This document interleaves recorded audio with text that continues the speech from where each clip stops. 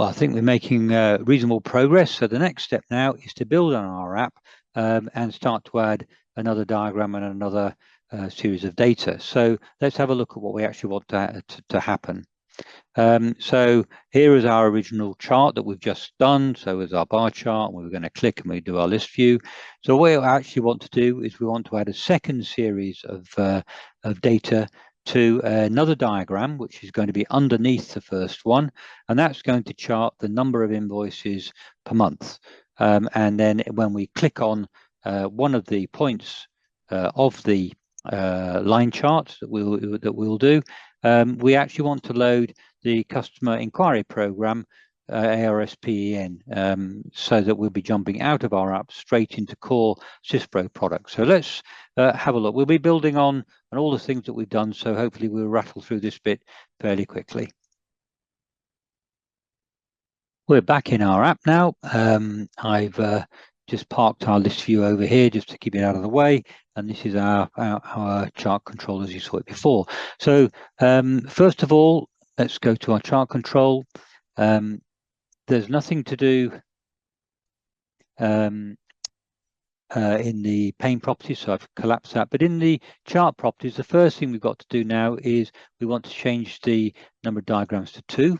And we can see now that we've got our first one and the second one has popped up here. And we're also saying that we are going to have 2 data series on here. Now, initially, of course, the second data series assumes it's going to diagram 1. So we can now see it sort of drawing or attempting to show us 2 series in one diagram. Now, these are going side by side because the diagram direction is being set to horizontal. If we set it to vertical, then we get them underneath each other. And for this app, that's the way I actually wanted to do. So, which is okay. We don't want to show series labels, so that's fine. So we want to just come down here and start to configure our new diagram and series. So we want to select the diagram. So we're going to be selecting diagram 2. I haven't bothered with any x-axis or y-axis. In fact, what it will do here is if we just put something like month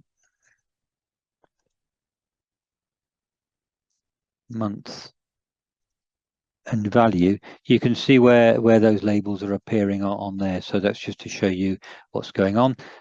So what we can do here is on diagram 2, I guess we could put month, and number invoices, something like that. So that's fine. Second series, we're going to configure, and this time what we're going to say is we want it to be a line graph. And there you can see at the moment it still thinks it's going to diagram 1, so you can see bar charts and line charts being moved, and it's not difficult for us to say, well, actually we don't want the second chart. We're quite happy to be on one chart and go from there. But what we will do here now is actually tell it to pick it up and put it into diagram 2. So you can actually see now that it's understanding what's going on, which is good. So now that we know the diagrams have got sorted out, we've got the series sorted out, we just need to sort out our data binding. And now you can see we've got another series appearing in our list, which is great. So the value of the label to use will be the same as before, which will be invoice date. The point to chart will be the number of invoices. We will do a drill down. And what we're going to drill down to this time is a SYSPRO program. The program name, we can browse for it, but we know what it's called, which is that, and it's going to get the key value. We could pick up customer as before, but we're actually going to pick up the key just to show you 2 different ways. And that should be it. So all we've got to do now is run our app, save it, and now we can see our app has changed somewhat. So what we'll do here is we'll pop our customer number in. So there we go. We've got our bar charts before, and now we can see same dates and a line chart and so on like that. Clearly, I've left the legend clicked on somewhere, so we might remove that. We can see here that there are at least 4 invoices in here. So in fact, if we click on here, there are, well, it must be 3 invoices. Therefore, there are our invoices there. And if we click on any of these points, then it automatically loads RSPen, puts the primary key in there, and runs the program. One little thing that we did forget to do, of course, was the tooltip. So I'll nip back and sort that out for when we move on to our next chart. So you begin to get the idea, and what I've found with charts and things is very much a matter of just experimenting until you get something that you like. It's as simple as that. So we'll move on and have a look at our next app. Well, we're making good progress. What I'd like to do now is move on a little bit, add some bits and pieces to our app, but more importantly, show you how to use the business object data source, and in particular, how we handle multi-column data rather than multi-row data, which we've been doing so far. So we're going to change our spec a little bit. I'd like to merge our 2 series of data that we've got onto one diagram. And then we're going to add a new chart control, which will be a bar chart. We're going to be using ARSQI business object as a data source. And as I said earlier on, we've got one sales history element here. And then the values that I want to chart are all periods, are all individual elements on that one XML element as well. And then clearly we don't want period 1, 2, 3, 4, 5 appearing on our x-axis labels. We've got to have a way of being able to change those to be more meaningful for the customer. So that's the plan. So let's go and see how we do that. Here we are back in App Designer, and as you can see, I've been doing a little bit of tinkering so that we can move on a bit. None of the things I've changed are anything that we haven't already covered, but let's just quickly have a look. I've reduced the number of diagrams to 1. We've still got our number of series as 2. So because we've got our 2 graphs going on here. And because we've got values in the red, and then you can see that I've changed the type of graph to a line graph for the number of invoices. I've actually asked it to do a secondary axis here, so we're actually getting numbers here and values here, and when the app runs, you'll see the scale changing. So the only other change then is actually on series 2, we actually tell it to display in diagram 1. And it's as simple as that. That's all we've had to do, and we've changed the whole thing. So I'm just going to run this now, and then you can see where we are at before we start making any changes. Good. So we'll just pop our customer number in there. And there we go. So we can actually see here are our bar charts. And the interesting thing here is obviously if we click on here, it'll show our invoice.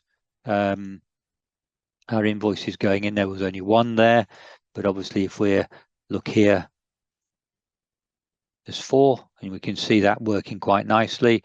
And because the drill down is by series, if we actually click on the number of invoices, we'll actually run the customer inquiry as well. So it's a drill down per series, and in this case we've got therefore 2 drill downs in this one diagram.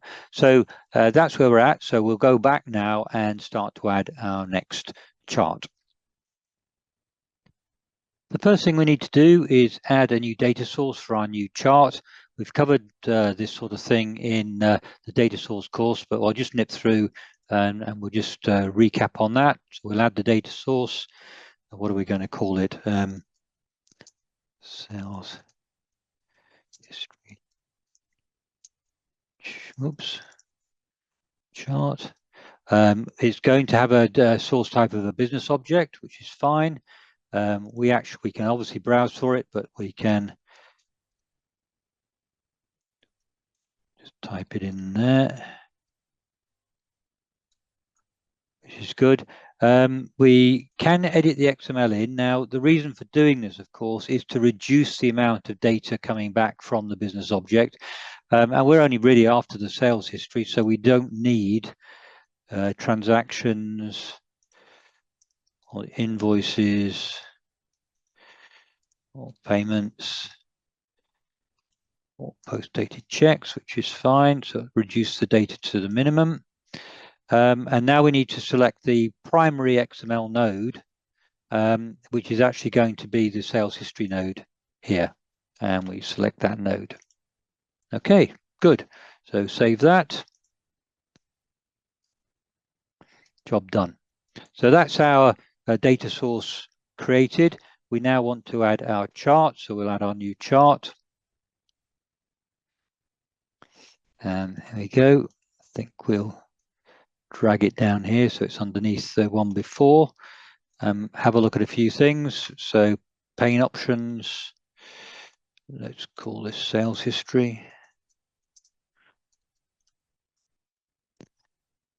That's fine for pane information. Chart information, we went with a caption. We only want one diagram. We've only got one series. That doesn't matter. We don't want that. Legend on the right. Or we might actually just not have a legend on there. Don't need it. Don't need trend lines. I think we'll get rid of decimals because they're fairly little, should be fairly large numbers. Thousands, it's fine. Okay. Diagram properties. Diagram 1. X-axis title will be what we'll call it month, and value on that, which is okay. Won't bother with any of the colors. So on the series, we'll stick it with a bar chart. It's going to be displayed in diagram 1. There's only one on one, so that's fine. So good. So we'll look at the binding properties. So we will pick up our data source, sales history chart. Notice the change in icon here from a SQL to a business object one, which is fine. And now it's displayed, it's obviously clearly found the sales history primary element that we identified, and it's showing us all the columns that we want to chart. So we'll click the ones that we actually want to do. I'm just going to do a year. So we'll come down for those, which is fine. Now, a couple of things. On some records or XML strings, you may well find that the sequence of the columns is in the wrong order that you want to display. You can actually pick up a column and move them up and down here if you want to. Just move it into any sequence you like. And more importantly for us, we don't want period 1, 2, 3, 4, 5 on our chart. We can change the description. But what we'll call it, just call it Jan. Right, so I'm just going to change these, and I'm going to come back to you in a couple of ticks time.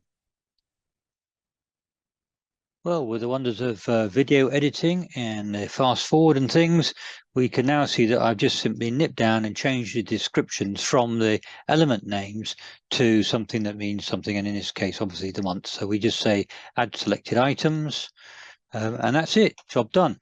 So the only other thing is to remember to link the data source to the combo, customer combo here. So we go to data sources, just remember that we're in toolbar design. We're actually on our customer combo here, data sources. We're already running main chart, so we'll run sales history, apply that. And then with a bit of luck and fair wind, we just simply run our program and it should work. So here we go. We pop our customer number in. And there we have it. So our top chart hasn't changed at all. So this is our new one, obviously, and we can see our renamed elements here. if we had built in an on-click event or drill down, we could easily have jumped to anything you like, another list view, chart, program, or anything like that. So hopefully that gives you an idea of driving these charts through data sources, either SQL ones or the business object ones. And so the next little sample we're going to do is have a bit of a tinker around in VBScript and see how we can actually manually create the XML and populate a chart.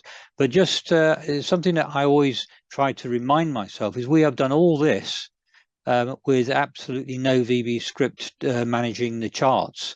The only bit of VBScript was that little bit at the beginning where I was closing the app or running up a bit of a help and stuff like that. So it's pretty neat, isn't it, really?